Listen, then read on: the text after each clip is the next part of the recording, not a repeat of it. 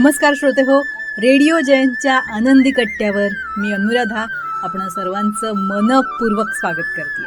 श्रोते हो, BK शिवानी दिदी यांचा पालकत्वाच्या संदर्भात एक अतिशय सुंदर विचार वाचनात आला. तोच आज तुम्हा सगळ्यांशी शेअर करते.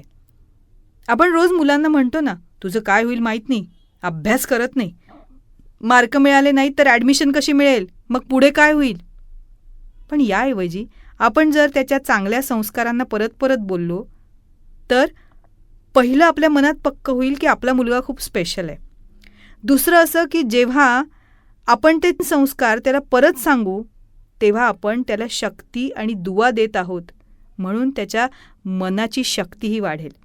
जेव्हा आपण त्यांना म्हणतो काय होईल, कसं होईल, असं कसं करशील, तुझं काहीच होणार नाही वगैरे वगैरे, तेव्हा त्याच्या मनाची शक्ती अजून कमी होते.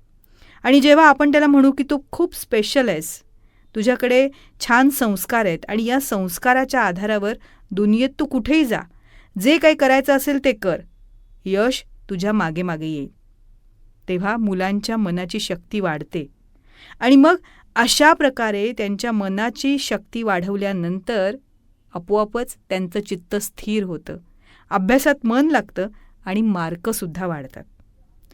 पण रोज आपण त्यांना ओरडून बोललो तर त्यांचे 5-10 मार्क कमी होतात, कारण त्यांचं मन रोज परीक्षा देत असतं. तेव्हा त्यांच्या मनाची शक्ती कमी करणं आणि वाढवणं हे सगळ्या पालकांच्या हातात आहे. मुलांच्या मनाची शक्ती वाढवूया, मग बघा मुलं मनानं स्ट्रॉंग झाली की नक्कीच यशस्वीही होतील. तेव्हा श्रोते हो, हा होता आनंदी कट्ट्यावरचा आजचा सुंदर विचार. तुम्हाला तो कसा वाटला याविषयीची तुमची कमेंट बॉक्समध्ये नक्की लिहा. आणि त्याचबरोबर रेडिओ जयंतचे दर्जेदार कार्यक्रम ऐकण्यासाठी रेडिओ जयंत लाईक करा, शेअर करा आणि सबस्क्राईब करा.